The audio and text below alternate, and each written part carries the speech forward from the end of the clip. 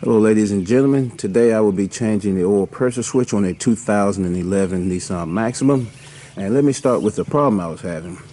Now occasionally the oil light will come on, and within a given week it might come on maybe 2 or 3 times, and it didn't matter if it was at idle or low RPM or high RPM. It would come on, stay on for like a few seconds and then go off.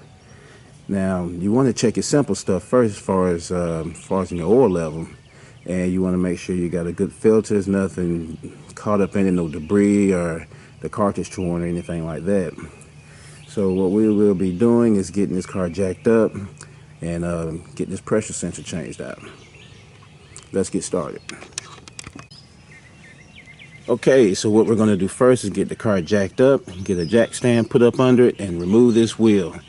The oil pressure switch is located next to the oil filter. And to really get our hands in there and work on it, this wheel needs to be taken off. So let's get that done first.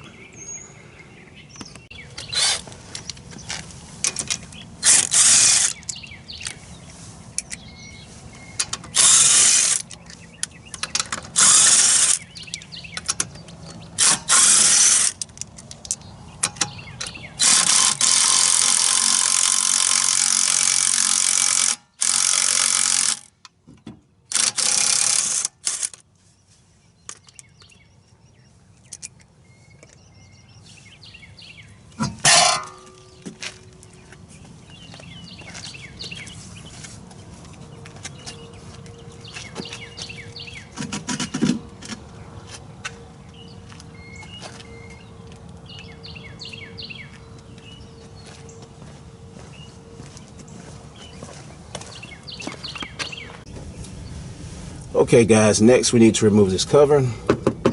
This cover is held in by 5 retainers, and these retainers, you have to be careful because they break real easy. They get brittle over time. But what I found to work really well is a flathead screwdriver, a really small width, and as you can see on the retainer, it's like 3 little slots. And this small screwdriver just fits in there, and you could use it to kind of just pry the middle section out of that retainer, and usually it'll just slide right on out. Okay, I will get all of these moved so I can get this cover off and on to the next step.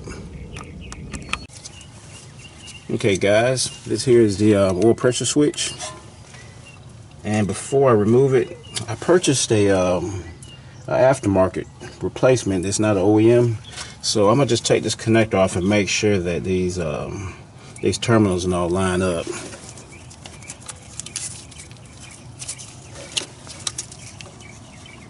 So all I'll do is just take this one and make sure that it is the same. And it is. Now, this is probably going to be somewhere between a 26 and 28 millimeter. And you're going to need a deep well socket. Well, I don't have that, but I will be using a 1 1/16 deep well.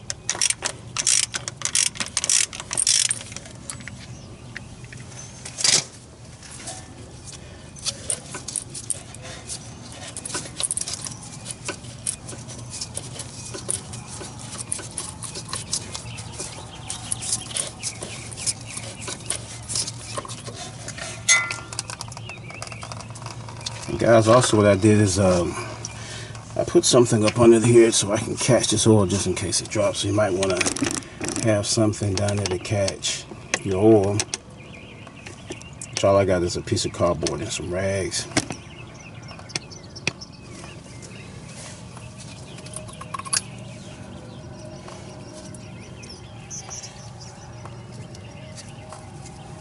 This pressure switch seemed to be, it was corroded really bad.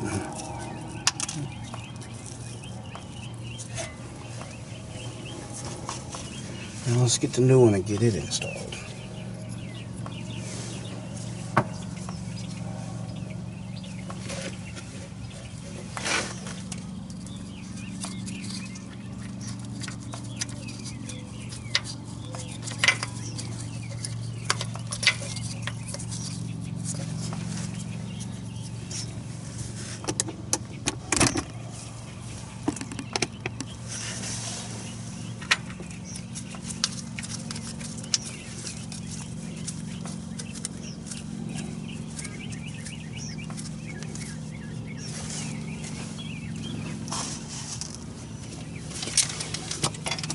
And when you're tightening it, guys, you don't want to really put a whole lot of torque on it.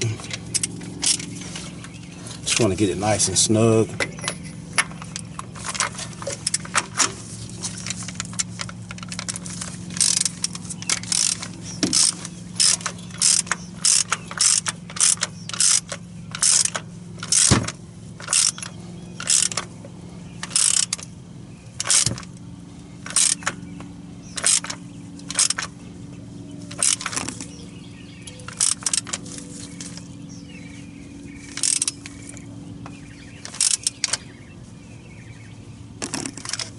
Okay, we'll get this connector put back on here.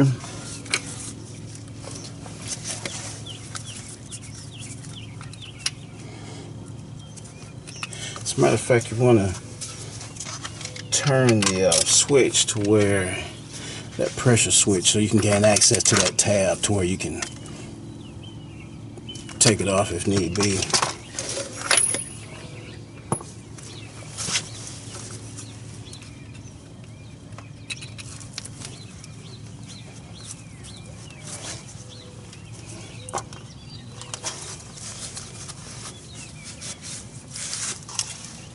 Okay guys, now everything else would be in the reverse order as far as putting it back together.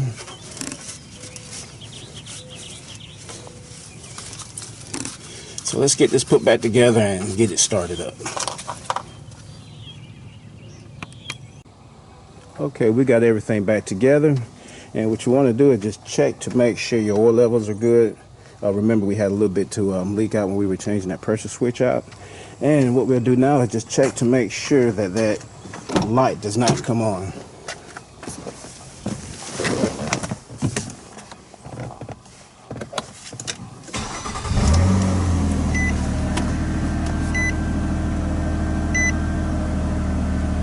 And it doesn't.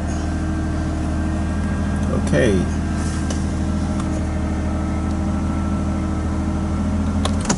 Okay, that concludes this video of installing this pressure switch. Thanks for watching.